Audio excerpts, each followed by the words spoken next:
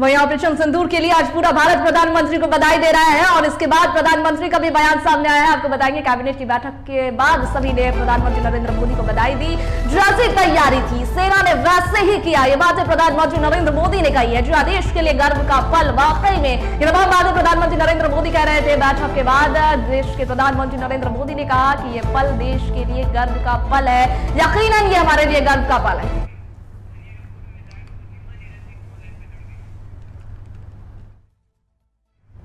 और हमसे बातचीत करने के लिए झरिया की पूर्व विधायक पूर्णिमा नीरज सिंह भी हमारे साथ फोन लाइन पर जुड़ गई हैं। जी पूर्णिमा जी, आपका बहुत बहुत स्वागत है हमारे चैनल पर। आज पूरा हमारा जश्न मना रहा है सिंदूर, ऑपरेशन सिंदूर को लेकर क्या कहेंगी पूर्णिमा जी, सबसे पहले बताइएगा।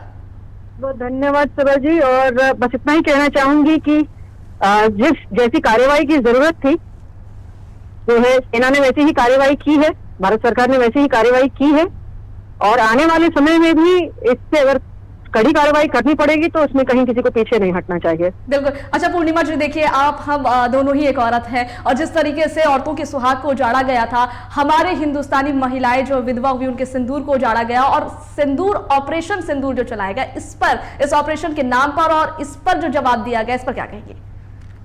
देखिए, जब इस ऑपरेशन का जैसे ही ये घटनाक्रम शुरू हुआ और इसका नाम सुना तो एक सेंटिमेंटल वैल्यू है हमारे लिए, बहुत भावनात्मक जुड़ाव है। जो तस्वीरें पहलगाम में हमला हुआ उसके बाद जो तस्वीरें हमने दर्दनाक देखी तो कहीं ना कहीं मेरे लिए तो एक फ्लैशबैक था जी। तो उसके बाद बस ऐसा लग रहा था कि कब और कैसे जो है उन्हें, उनके घर परिवार के लोग तो वापस नहीं मिलेंगे, लेकिन इतनी बड़ी कार्रवाई हो तो कम से कम कि कलेजे को थोड़ी सी ठंडक तो मिले कि कहीं ना कहीं ये आतंक फैलाने वाले ऐसे लोगों को मुंहतोड़ जवाब तो मिले। और आज कहीं ना कहीं ऐसा लग रहा है कि एक मन को एक शांति, एक जो बेचैन कोना था मन का, वो कहीं ना कहीं शांत हुआ। देखिए पहलगाम हमले के बाद पूर्णिमा जी, जो चीखें, जो पुकार, जो बयान सामने आ रहे थे वो दिलों को छलनी कर रहे थे। जब वो विधवा कह रही थी कि मुझे इंसाफ चाहिए, आप समझती हैं कि जो ऑपरेशन चलाया गया, जिस तरीके से भारत ने पाकिस्तान में घुसकर तांडव मचाया, तो ये जवाब है, ये बदला है, इससे इंसाफ मिला?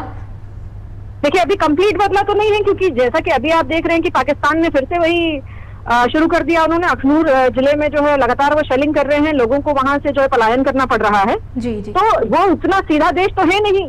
आजादी के बाद जब से वो अलग हुए तब से तो उन्होंने भारत को परेशान करके रखा हुआ है। तो मुझे लगता है कि इस बार ऐसी कोई कार्रवाई होनी चाहिए कि हमेशा के लिए उनकी जो ये बदमाशी है जिस तरीके की, और हमारा जो इतिहास रहा है, हम वसुधैव कुटुंबकम की बात करते हैं, हमें किसी भी पाकिस्तानी सिविलियन में कोई इंटरेस्ट नहीं है बिल्कुल, लेकिन आज पूरा का पूरा एक जो है देश के हर जाति, हर समाज, हर धर्म, हर वर्ग का इंसान सिर्फ इसलिए खड़ा हुआ है क्योंकि देश के आम नागरिकों पे, ऐसे नागरिकों पे जिनकी कहीं कोई गलती नहीं थी, जो छुट्टी मनाई गए थे, उनके ऊपर एक ऐसी जो है भयावह कार्रवाई हुई।